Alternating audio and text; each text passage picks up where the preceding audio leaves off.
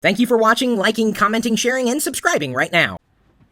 This is the third live stream I've done on YouTube today. The second one I've done on this beauty, the iPhone 5S, and I happen to have a space gray edition right now, running on T-Mobile's network, and I've got the iPhone 5S case, official case from Apple, on the back of it.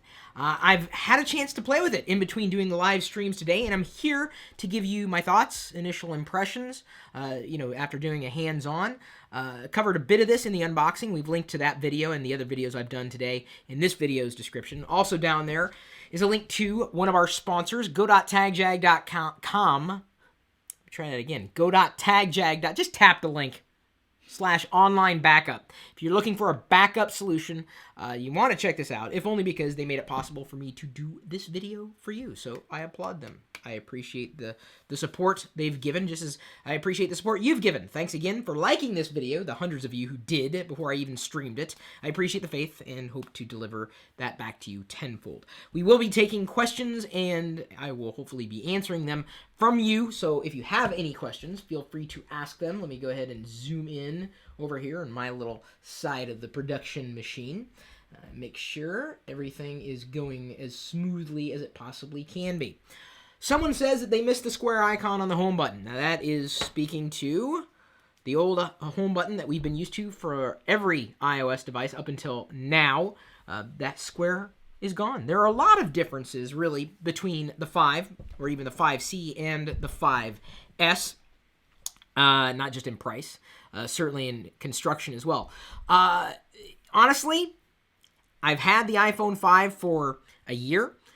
It's been a great go-to device. I've never really had any issue with it up until iOS 7. And I will get to that because I do believe that has a severe negative impact on my first impressions of the iPhone 5S. I have downloaded a few different applications. I have seen bits and pieces of boosts in speed, specifically when snapping pictures on the camera. Let me go ahead and unlock it here. Wake it up. Unlocked. If I swipe up and get Control Center, swipe up and tap that icon, jump right into the camera, press a button, takes a flash. If I have the flash toggled, and takes a picture. So I've noticed certain things are faster for me to get through. However, I have also seen that the animations that I thought were only inherent to the hardware with iOS 7 on the iPhone 5 seem to be, dare I say it, just as bad, as unpolished as a little bit of jank on the new iPhone 5S, which is allegedly twice as fast as the iPhone 5. Well, if it is, iOS 7 seems to be throttling it. Yeah, that's probably the easiest way to say it. It may be a great piece of hardware, but I think what's hurting it now is iOS 7. I'll double tap to open up the multitasking menu. That seemed to happen quicker in terms of animation, although I found myself having to wait for animations to stop before I want to do something. And I'll double tap and want to start scrolling, and sometimes it won't start scrolling, it'll stop. So there's some lack of polish that still exists in iOS 7, and unfortunately I cannot decouple my experience with iOS 7 from my experience with the iPhone 5S, because the two go hand in hand. You guys know this, it's a part of the experience, and the camera output seems to be great. HDR on the iPhone 5S, I don't think it's as good as the HDR in the iPhone 5. Maybe I'm doing it wrong, but I just haven't seen a great quality output for HDR default in the camera app on iOS 7 as it currently stands on the iPhone 5. Pictures, on the other hand, I tap the icon, snap a picture, it can get it right away. So it is faster to get into the camera. Let me go ahead and go done. Burst mode is pretty awesome too. It works very, very well, I would say. Let's go ahead and turn that off, turn HDR on. One thing you can't do is turn burst mode on for your FaceTime camera though. So let's go ahead and burst mode this. Let me turn up the sound. Taking tons of pictures like that. I can tap the thumbnail there, and what I can do is tap favorites. Now, here's a bit of iOS 7 slop. So we've got an edit button, right? No ellipsis. Favorites, there's an ellipsis. I don't know why we have ellipsis on one and not the other, but either way, we'll go past the slop. It'll automatically, according to it, select the best photo out of all that range of photos that I chose. And I can choose to save that photo or any other photo. Now, that's been hit or miss in testing burst mode on this camera. I found that it did not always pick the sharpest image in that scene. And it could be looking for something completely different than I might be looking for. So there's no way to tweak that algorithm to tell it that I'm trying to, I'm saying I prefer a scene that has more color. I prefer a shot that is sharper, that emphasize faces. The shots themselves are sharp. Even picking up the phone, holding it with one hand, pressing a button, I am getting, on average, sharper, better images on the iPhone 5S camera than I did on the 5 camera. So that certainly feels like an upgrade. Someone just asked the question as I got Eddie, who's been helping me with production today. He texted here and said, what's your favorite feature besides the fingerprint sensor? The fingerprint sensor is kind of neat. It really is. It does work exceedingly well and fast. I appreciate the camera being there. But beyond that, I'm not seeing where there's been boosts in speed. I think just in using iOS, it feels maybe slightly faster, but then the animations start janking. And I'm like, really? Like, okay, I hesitate to do this, and I hate to compare it to Android, but I've had Android devices work and operate more smoothly than I have this state-of-the-art phone. And I think it's iOS 7 that's holding the hardware back. So there, I believe we've seen a day where certain Android experiences are smoother in terms of OS operation. Don't want to call out any phones in particular. I'm talking about pure Android, that ships from Google. On phones with capable hardware, just smoother. Frame rates, it feels higher, when scrolling back and forth. I don't feel like I'm sensing a frame drop, and it only seems to happen in certain parts. So it just tells me, again, iOS 7 is completely unoptimized for this hardware. Will Apple address that? I don't know. Maybe they don't see it as an issue.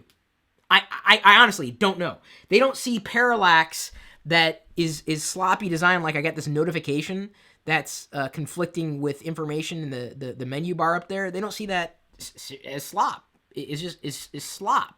And so they've taken effectively this potentially great piece of hardware and throttled it with iOS 7. I mean, this is it's a sobering moment.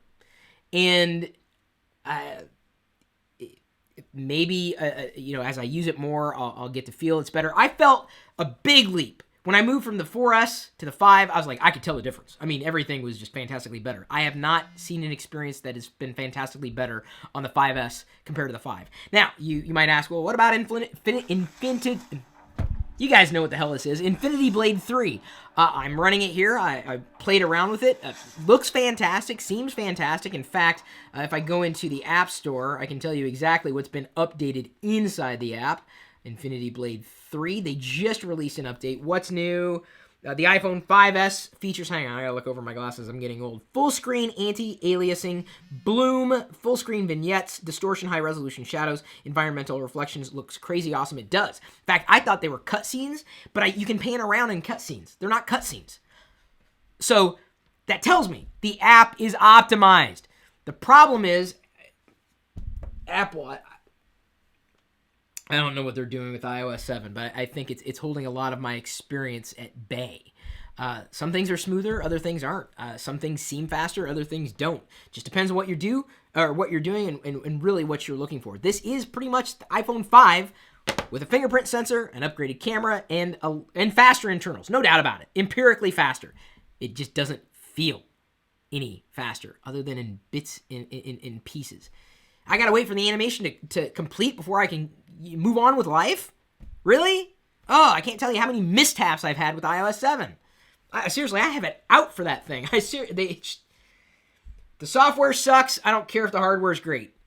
All right, so let's go to questions here. I'm just giving you my initial impressions, my thoughts, and I got to tell you, it's a mixed bag, just like iOS 7, and that's really, to me, really kind of depressing. Thank you for the hundreds of people who are tuned in to watch this live. I appreciate your support, comments, shares, and whatnot. They're asking why 16 gigabytes. I don't want to go into the story because I revealed that in a Pirillo vlog that I'm recording. But let me continue. That's just a teaser. If you missed the first one, I just want to say that again. Watch the Pirillo vlog. It's behind the scenes of how I got this one. What's your favorite feature behind? I'm sorry, I already answered that question. How is build quality compared to the HTC One? Asks Callahan Hempy. The HTC One, I didn't necessarily have issue with the hardware design. I love the speakers on it. It rocked, which wasn't a huge deal. The camera was marginally okay, but the build quality, I thought the HTC One was fantastic. In terms of comparing the two, you might as well compare the iPhone 5 to the HTC One. It comes down to a matter of choice. Really. Is one better than the other empirically? I guess. I like the speakers on the HTC One and their position. I guess the speakers on the bottom of the iPhone are workable. I mean, they sound okay. On the iPhone 5S, sounds exactly like the iPhone 5. So, it's difficult to speak to build quality other than say they're stellar in their own respects. How do you unlock it from a button? Click or put a finger on it. Once you've had it memorize a fingerprint, any fingerprint. Let me make sure. Oh, no, hang on. That's the iPhone 5. Got to go to the 5S. Once it's locked, it will know that's you. Now, that's a finger that I've trained, my thumb. If I put another finger here, it's going to say, try again. It does not know that finger, which is okay. I'm fine with it only knowing my fingers that I program. So it's very, very sensitive. And I would say that could lead to a great degree of security on the iPhone 5S. Great hardware, and in terms of software implementation, stellar. I mean, it's very fast, it's fluid, it's invisible, and I love that type of technology where it doesn't smack you in the face. And so that's really how it does its thing. Can you feel the 64-bit CPU or not really? Not really. And anybody who says they can, I don't know what they're using, but I don't see it. Maybe I'm using the wrong apps. Infinity Blade was impressive. Was it more impressive to my eyes, than Infinity Blade 2? I don't know if I go that far. I mean, there were things, it looks nice. I'm not going to deny that. And no doubt if you ran something side by side with a 32-bit version, you're likely going to see differences if it's been optimized. But I can tell you one thing that hasn't been optimized: frame rate in animations in iOS 7. Ain't been optimized, so I don't care if it's 64-bit or 32-bit. Doesn't feel the same. Or it does feel the same. How do you think it compares to the S4? I don't really want to turn this into a comparisons game. It feels more solidly constructed to the S4. S4's made, it's got plastic. You can remove the battery. You can't on the iPhone. Never have been able to. That doesn't necessarily take away from it. But, it depends on what you want. I genuinely hate comparing apples to non-apples or apples to oranges, because unfortunately, so much of the software is tied into that hardware experience and vice versa, and you can't compare one platform to the other effectively, other than saying this one's got a web browser that does this one's got a web browser that does this. It's this fast, it's this fast. I mean, it's so difficult to compare, impossible to compare. So I don't really want to go into this in terms of a comparison, because inevitably you're going to feel different than I feel, and it comes down to a matter of choice. Is the front-facing camera better? Seemingly. Not by much. If I turn the camera around and go, hey, I'm really white there. Whoa, okay. Seems a little better, if I can get that in full view. My hairs and lips there. It's okay. The color, unfortunately, does not represent itself well. I kind of blurred as my lips were moving. It's not a great camera, but here's the thing. That's a FaceTime camera. You're networking, you're talking to somebody, you're using that camera. It's not likely ever going to be a super high resolution. Not likely. It's a possibility at some point in the future they will upgrade that front-facing camera. Your selfies, though, should turn out better. I'd be more happy with the selfies on the front-facing camera on the iPhone 5S compared to the 5. That's a matter of hardware. Are you concerned about the fingerprint sensor keeping your fingerprint? Raja Singh, you need to do your research. It's not keeping your fingerprint in the sense of what you would expect it or how you would expect it to. It's tied into... basically, it's being stored, but if anybody was able to get into it, all they would see is code. I mean, unless they crack the code, which would take forever. And even if they were able to do that, it's not tied to your fingerprint in any way. I mean, it's like they take your fingerprint, they turn it into a whole bunch of numbers, and it exists in the hardware itself and is translated by the software. But it's very, very secure. I can't speak to it. I'm not a security expert. I don't want to sound like I am. But there's been a great deal of people who have gone out on the web and have said this is probably the most secure, best implementation of a fingerprint sensor or scanner. I don't know what sensor would be the best word to use, that they've ever seen. And judging from what my experience has been in the past, seems to work well for me so far. I haven't had any issue with it. Haven't had a lot of time with it, though. So I wouldn't worry so much about the fingerprint security on what Apple might be doing with their Touch ID, if only because security experts, wonks, are saying, yeah, they did it the right way. So, take that to the bank. Don't listen to tinfoil hat-wearing conspiracy theorists who think that, someone's going to get access to your fingerprint. Okay, well, they can cut off your thumb, at which point the Touch ID sensor becomes useless. So, you got to decide what your risks really are. Like, people were worried about these alleged hacks, like, they can swipe this way and get into your photos and send things. I'm like, well, that would require them to have your phone. So, keep your phone on you. Well, what if they get it? Well, then wipe it remotely using Find My iPhone. These problems are not problems. Tempest in a teapot. There's a security problem. Is it a real security problem? Possibly. If someone gets in front of my computer, bad stuff can happen. What do I gotta do? Keep them from getting in front of my computer. I mean, there's just so many attack vectors. You're worried about things that are never going to happen, which doesn't mean that you shouldn't be concerned. I'm just saying, pick and choose your battles, people. That goes with, it goes for any platform. I'm not just saying this is an Apple thing or any particular platform thing. Comment, so basically it's an awesome with less than awesome OS, says Keith Rennie. Yeah, that's my feeling.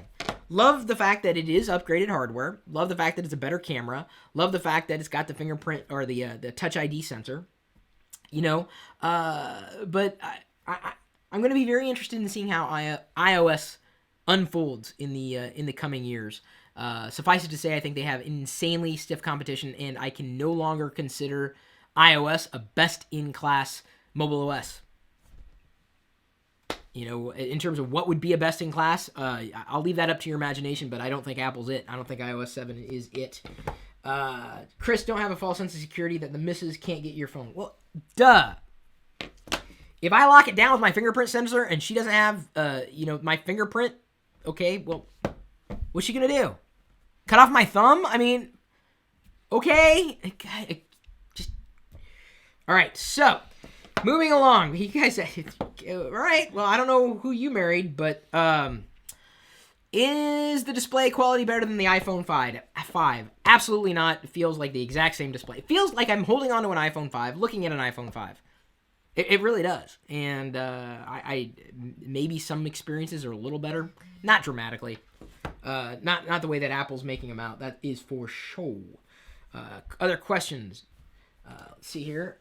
Hit refresh. Sometimes you got to hit refresh on the page to see the current comments that come in.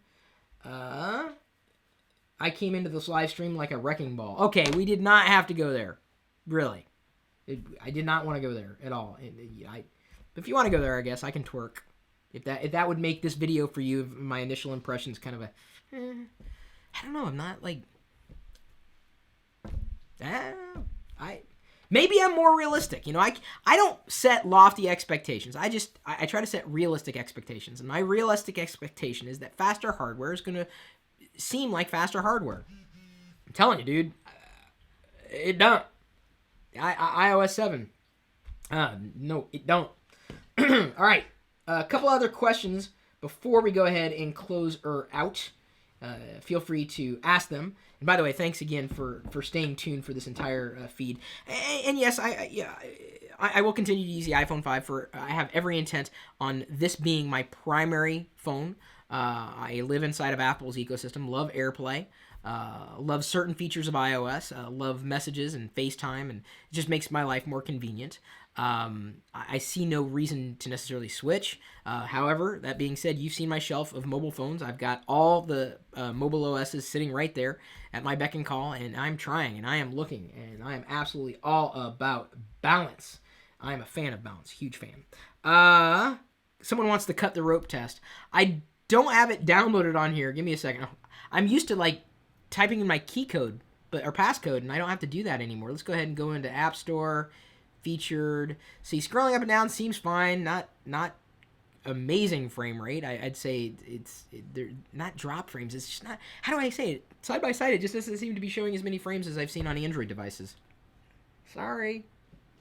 You can try it side by side and see for yourself. Cut the rope. I have to spell it out. Cut the rope. Now, I've already downloaded it before, so I use iCloud to download it again without having to re-authenticate. There we go, and now we've downloaded it, or it is downloading. I downloaded all the Apple's apps and tried them all, and they seem fine. I don't know. It seemed fine. Okay. Nothing to write home about, that kind of stuff. So I'm downloading the Cut the Rope app to do this test. Any other questions? We'll take maybe one or two more. As I wait for this. The Cut the Rope test started with the Surface RT for some reason, because I was showing how there were a lot of drop frames and stutteriness with the OS. What the hell? Privacy policy? Please verify your age? Really? Hang on. This is... How old am I again? 40. Okay, now I've got to wait for the comment. You're 40? Cut the Rope would like to send you push notifications. No. We will play. There's the animation. It's fast. I mean, it's loading fast. It's loading quick. Not really waiting for anything. Look at that. Bam. Smooth. I don't expect Cut the Rope to be worse because it was smooth before. Let's go back to the menu and go back. Yeah, smooth. Smooth. Yeah, no drop frames. See, that to me, that animation is a lot smoother than iOS 7 in general. So it's all about the optimization, man. All right, let's see here. Would it be your primary phone? I kind of answered that question for now. I intend for it to be. Does the iPhone 5 case fit on the 5? It does, because for all intents and purposes, it's the same phone. It feels exact. It looks, feels, weighs. I'm telling you, it's the iPhone 5, but it's been upgraded. So yes, the cases are swappable. Could you? Yeah, sure, I suppose. I like this case. Am I likely to continue to use it? I might, because there's enough of a lip on top, because I want to, if I drop the phone flat or hit it on a corner, I'm trying to keep that screen from cracking. Always on the lookout for great iPhone screens, or any mobile phone screens in general. All right, so I think that about covers it. My hands-on feels like a solid phone, feels like great hardware, but my initial impressions are that iOS 7 needs to grow up fast, because it's about to get its clocked clean by the rest of the industry. And you can mark my words. You know how picky I am, and yeah, I get pretty picky. So thanks again to our sponsor, go.tagjag.com/online backup. And we really appreciate their support. If it wasn't for them, I would not have been able to get this iPhone today, the iPhone 5C. No, I'm sorry, 5S. The 5C we unboxed already. A lot of 5s floating around here today. I picked up the 5 thinking it was a 5C, but it's not. Telling you, man, if they were sitting side by side, it would be difficult to tell them apart other than the home button. That's really the primary difference up front. In the back, it's the True Tone flash, which works seemingly well. Right now, the next live video we're going to do is my first impressions, or initial impressions, and answering questions about the iPhone 5C. Not mine. This is Eddie's. Thanks again, Eddie, for buying this today. I don't think I would have purchased both. Oh, you need another example of how animations aren't optimized? Let's see if it makes a liar out of me. Yeah, you see that? Like, I'll slide Spotlight down. It's always been like, buh-buh. Yeah. Buh-buh. Sometimes, like when it's not cached. Like if I do it now, it's seemingly fine. But that initial pull, it's like,